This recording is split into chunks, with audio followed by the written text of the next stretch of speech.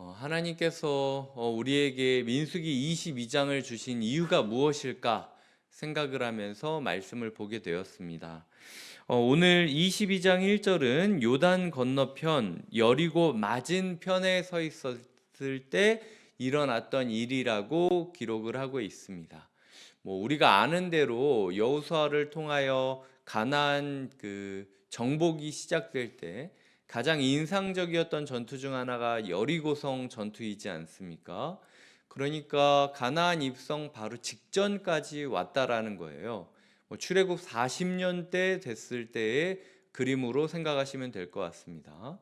그런데 바로 여호수아로 넘어가는 것이 아니라 이 발람과 발락에 대한 이야기를 굉장히 길게 하고 있는 것을 볼 수 있어요. 이번 주 내내 이제 발락, 발람, 나귀 이런 얘기들을 우리가 하게 될 건데, 하나님께서 왜 우리에게 이 발락과 발람의 이야기를 보여주시는지 먼저 생각을 해보겠습니다.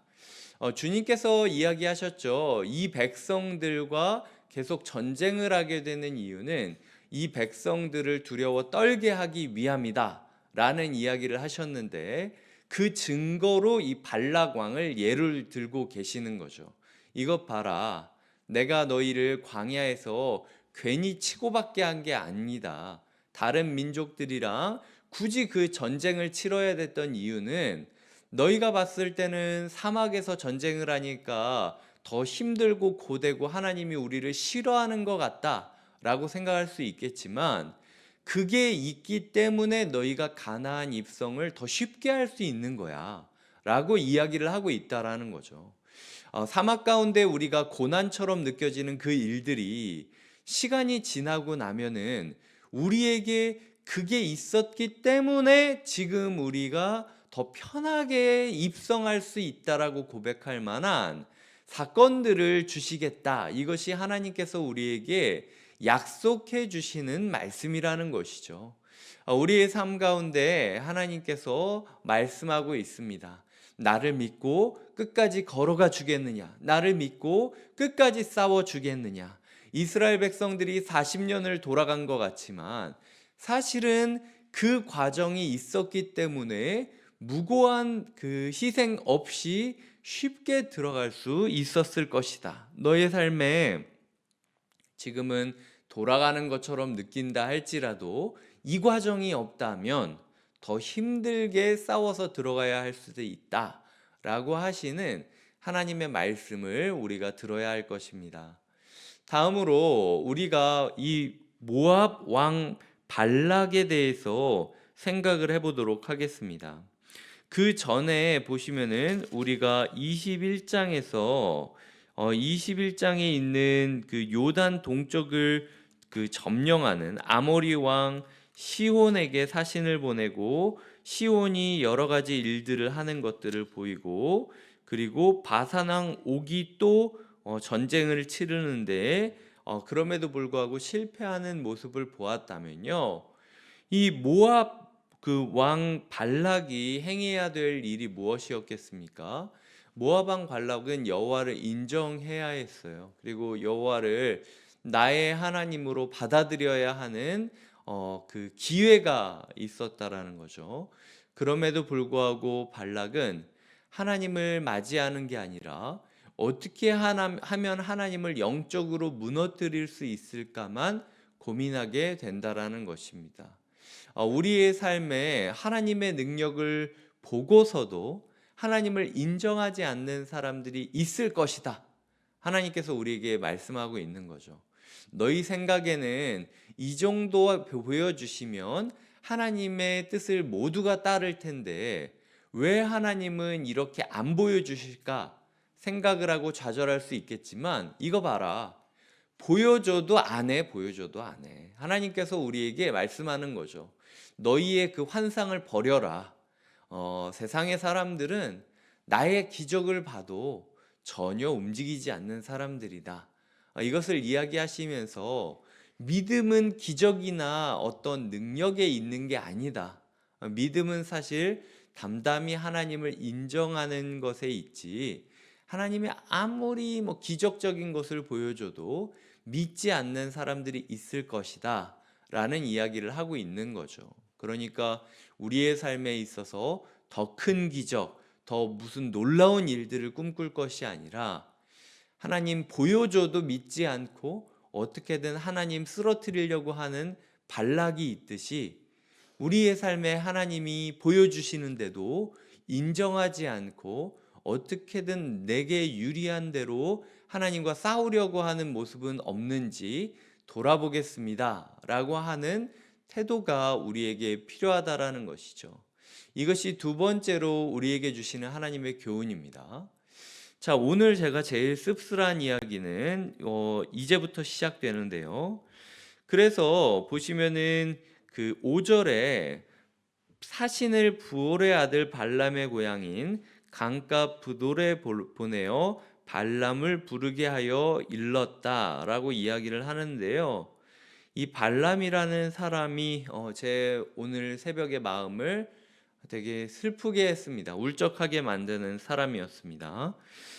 이 발람이 있었던 강가 브돌, 이 강가라는 게 메소포타미아 지역, 그 메소포타미아 지역에 있는 강을 중심으로 한 도시에 있었던 브돌이라는 도시의 한 무당이었다라고 이야기를 하고 있습니다.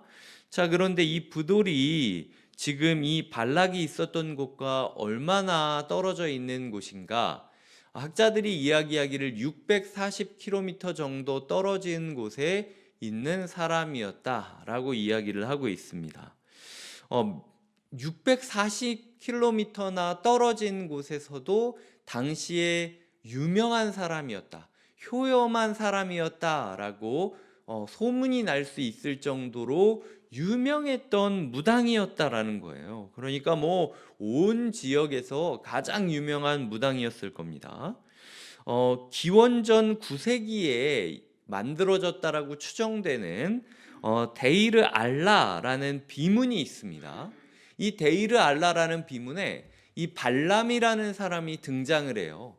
근데 우리로 치자면은 뭐 슈퍼맨, 뭐 배트맨, 뭐 이런 것처럼 굉장히 신비로운 기적을 가진 무당으로 묘사가 되고 있습니다. 그러니까 그렇게 영웅시되고 신화적인 존재로 묘사가 될 정도로 이 무당한테는 엄청난 일들이 일어났던 게 분명해요. 그래서 그 사람에게 사람들을 보내는데 당시 교통수단이나 이런 것들을 생각해 보면 이 매일 성경을 묵상해 보니까 매일 성경에서는 20일 정도가 걸렸을 것이다. 그러니까 오고 가는데 40일 정도가 걸렸을 거라는 거죠. 그 정도로 먼 기간이었다라고 이야기를 하고 있는 겁니다. 그런데 그 유명한 사람이 어떤 사람이냐면 지금 보니까 하나님이랑 얘기를 할 수 있는 사람이었던 거예요. 메소포타미아 지역에서 이 낯선 땅에서도 하나님과 대화를 할 정도로 어떻게 보면은 깨어있는 사람이었다라고 이야기를 드린다면 우리가 생각할 만한 사람이 누가 있겠습니까? 저는 욥이 생각났어요. 이스라엘 아브라함과는 전혀 다른 지역에 있었지만 그럼에도 동방의 의인으로 불려졌던 욥처럼 이 사람도 하나님과 연고가 어떻게 시작됐는지 모르겠지만 어쨌든 이 상황에서 이 사람은 하나님과 대화가 가능한 상태에 있었더라 라는 이야기를 우리가 볼 수 있다라는 거죠. 그 정도로 대단했던 겁니다. 하나님과 교제를 할 수 있을 정도, 거기다가 누가 알려줬는지 모르는 상태에서도 640km 정도까지 소문이 나서 40일을 왕복으로 해서 이 사람을 만나기 위해 사신들이 보내지는 모습. 그럼에도 불구하고 이 사람의 끝이 어땠는지가 저에게 씁쓸했기 때문이죠. 발락은 이 사람을 보내어 금은 보화를 다 주겠다. 그리고 유명한 사람들, 사신들을 보내어 내가 너를 이렇게까지 대접하고 있지 않냐. 그러니까 여기 보시면 6절에 나를 위하여 라고 이야기를 하죠.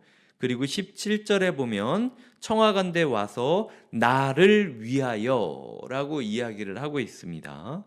그러니까 발락은 하나님의 뜻과는 상관없이 나를 위하여 설교해달라, 나를 위하여 기도해달라, 나를 위하여 사역해달라 라고 이야기를 하고 있는 거죠. 내가 원하는 방식으로. 그러면은 내가 당신에게 헌금도 주겠고 당신에게 여러 사람들을 붙여줘서 당신이 좋은 사람이라, 하나님이랑 교제하는 엄청난 무당이다라는 사실을 내가 인정해주고 홍보해주겠다라고 이야기하는 게 이 발락이라는 왕이 썼던 말이었어요. 그런데 보시면은 자, 7절에서 이 발락의 말을 전하는데 손에 복채를 가지고 떠나, 복채를 줬다라는 거죠. 근데 발람이 하나님이랑 교제하는 사람이었다면 하나님이 어떤 것을 원하는지 분명히 알았을 겁니다. 그런데 이 밤에 여기서 유숙하라, 여호와께서 내게 이끄시는 대로 너희에게 대답하리라 라고 이야기를 하죠. 그런데 하나님이 물어보십니다. 9절에 너와 함께 있는 이 사람들이 누구냐라고 물어보시는 거죠. 마치 저에게는 아담이 죄를 졌을 때 아담아 내가 어디 있느냐 물으셨던 하나님의 말씀처럼, 야, 너 나랑 평소에 다 이야기를 나누고 내 뜻이 뭔지 뻔하게 알면서 복채 주고 내 백성 욕하라고 하는 사람들을 네가 고지곳대로 맞이하고 하룻밤을 재우고 있는 거야? 도대체 네가 맞이한 그 사람들이 누군지 너 알고 있어? 라고 이야기를 하고 있다라는 거죠. 아니, 여기까지가 제 억측이라고 칩시다. 이때까지 발람이 아무것도 모르고 있고 그리고 하나님이 순수하게 물어보신 거라고 칩시다. 그렇다고 해도 문제가 되는 건 그 다음에 또 오잖아요. 15절에 보면 다시 그들보다 더 높은 고관들을 더 많이 보내매 라고 이야기를 하면서 아무 것에도 거리끼지 말고 내게로 오라. 내가 그대를 크게 높여 존귀하게 하고 그대가 내게 말하는 것은 무엇이든지 시행하리니 청하건대 와서 나를 위하여 이 백성을 저주하라 하시더이다 라고 이야기를 하니까, 한 번 하나님의 메시지를 정확하게 들었으면요 무슨 말이냐고 하고 돌려보내야죠. 내가 여호와의 말을 들어야 되는데 더 많은 복채, 더 귀한 사람들, 나에게 무엇이든 해줄 수 있겠다고 백치수표를 써준들 무슨 소용이 있냐, 돌려보내야 되는 거예요. 근데 18절에 보면은 교묘하게 이야기를 합니다. 입으로는요 가득한 은금을 내게 줄지라도 내가 능히 여호와 내 하나님의 말씀을 어겨 덜하거나 더하지 못하겠노라. 그러니까 가라 이렇게 써야 되는데 마음에 미련이 남는 거예요, 자기도. 그러니까 너희도 이 밤에 여기서 한 번 더 잡아라.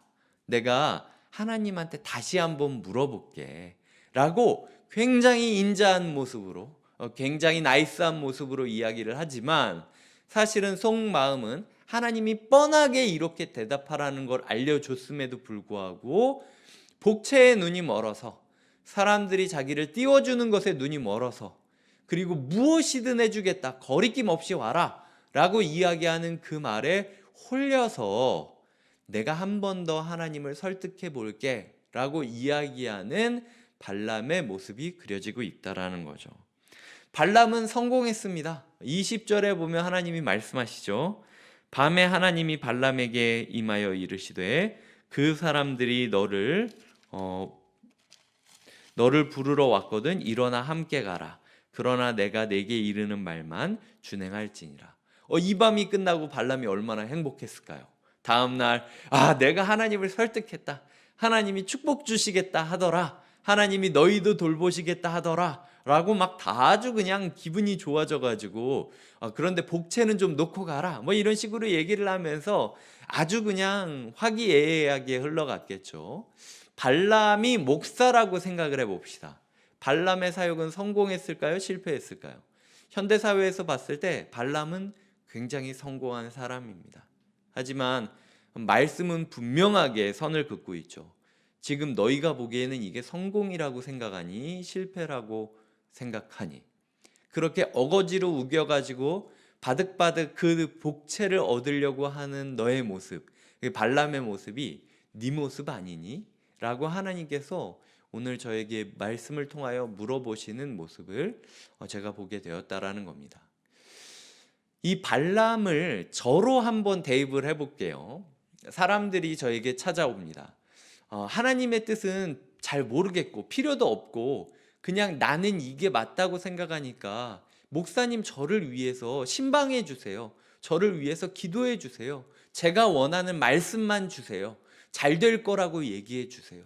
그리고 잘 되게 해 주세요. 라는 이야기를 하면서 저에게 찾아오는 거죠.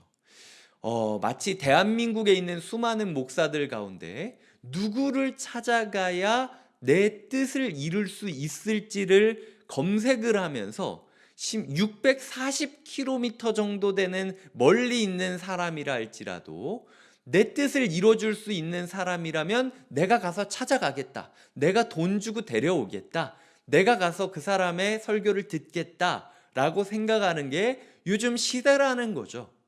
그런데 그분들이 저에게 찾아온다고 생각을 해봅시다. 복채를 가져오고 저에게 다가와서 목사님 저에게 저주의 이야기, 권면의 이야기 하지 마시고 막 딱딱하게 올바른 소리 하지 마시고 저 잘 될 거라고만 해주세요. 그리고 저는 그냥 저대로 살 테니까 저를 위해 기도해 주세요. 목사가 할 수 있는 영역은 딱 거기까지 잘 될 거라고 얘기해 주고 내 마음에 듣기 좋은 얘기들을 해주며 나를 위해서 기도해 주는 것, 그 이상 나에게 간섭하려고 하지 마세요 라고 하는 게 지금 발락이 찾아온 것 같은 모습이라는 거예요. 그러면서 목사에게 이야기를 하는 거죠. 제가 목사님한테 돈을 더 드리겠습니다. 제가 돈 드리는 사람이니까 저에 대해서는 더 잘해줄 수 있죠. 이 정도의 칭찬이 싫으시다면 제가 더 많은 사람들을 데려와서 목사님을 칭찬해 드릴게요. 더 유명한 사람들을 데려와서 더 돈 있는 사람들을 데려와서 목사님한테 힘을 실어 줄게요. 그러니까 목사님 우리 잘 될 거라고 얘기해 주세요. 좋은 말만 해주세요. 어려운 얘기하지 마세요. 라고 이야기를 하는 상황이 발람의 상황이라는 것이죠. 그런데 발람 마음 가운데 하나님의 뜻을 전하는 게 아니라 고민이 되는 겁니다. 내가 이렇게 얘기하면 사람들이 떠날까봐, 내가 이렇게 얘기하면은 돈을 못 벌까봐. 그러니까 그것 때문에 하나님을 설득하고 앉아 있는 모습. 그리고 그런 하나님이 그런 목사에게 너 지금 뭐 하는 거니? 너 지금 누구랑 같이 있으려고? 그런 사람들 100만 명을 모아 본들 네가 그렇게 좋니? 라고 이야기를 하시다가 나중엔 하나님이 그래 한번 네 뜻대로 해보자. 한번 가서 네가 할 수 있나 봐봐. 그 사람들이랑 목회해봐. 대신 너 초심 잃지 마라. 내가 한 말만 해야 돼. 라고 이야기하는 모습을 하나님께서 저에게 보여주고 있다라는 거죠. 시대가 흐르고 지역이 달라졌지만 종교인에게 원하는 모습이나 종교인이 고민하는 모습이 발락 발람 성도님들과 저 똑같지 않나? 라는 고민들이 좀 많이 있었어요. 그래서 저 또한 오늘 기도하면서 하나님한테 제가 아주 그냥 친절한 발람이 되지 않게 해달라고, 때로는 해야 할 이야기가 있다면 하게 해달라고, 때로는 거절하고 돌려보내야 되는 일이 있다면 거절하고 돌려보내게 해달라고 기도를 오랫동안 했습니다. 그런데요, 이 시간이 됐는데도 제 마음 가운데 쉬 결단을 못 하겠어요. 이게 솔직한 제 고백입니다. 어떤 하나님의 메시지가 있을 때 집사님 이거는 이게 맞습니다 라고 이야기를 해야 되는데 솔직히 제 안에 못하는 부분 있습니다.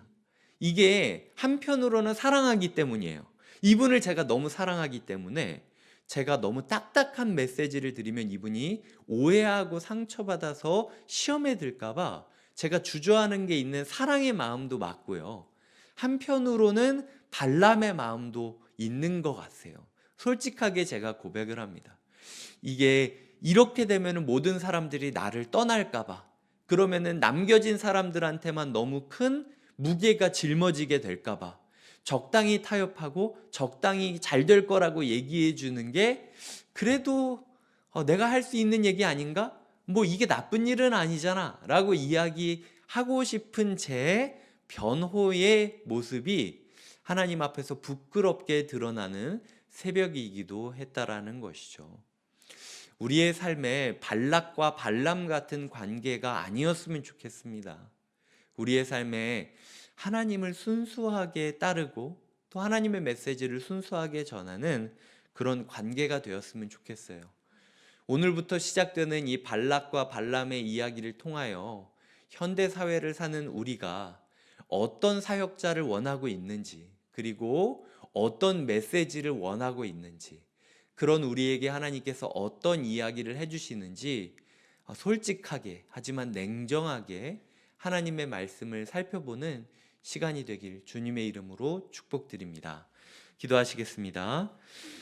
하나님 아버지, 우리의 삶에 발락과 발람의 이야기를 들려주시니 감사드립니다. 요단 동편에 여리고 직전에 발락과 발람의 이야기를 통하여 가나안 입성 전에 우리의 삶 가운데 어떤 성도가 되어야 하는지, 어떤 사역자가 되어야 하는지를 다시 한번 분명하게 설정하기 위한 하나님의 계획이 있음을 우리가 믿게 하여 주시고, 이 기회를 통하여 목회자는 성도님들이 발락 같지 않기를 위하여 기도하게 하여 주시고, 성도님들은 목회자를 위하여 발람 같지 않게 해달라고 기도하는 시간들이 있게 하여 주시옵소서. 그리하여 주님 앞에 정말로 순수하고 정직하고 바른 사역자가 순수하고 정직하고 바른 성도와 함께 신앙생활할 수 있는 축복을 허락하여 주시옵소서. 우리가 이 일을 통하여 더욱 교회에 대한 꿈을 꾸기를 소망하며 예수님의 이름으로 기도드립니다. 아멘.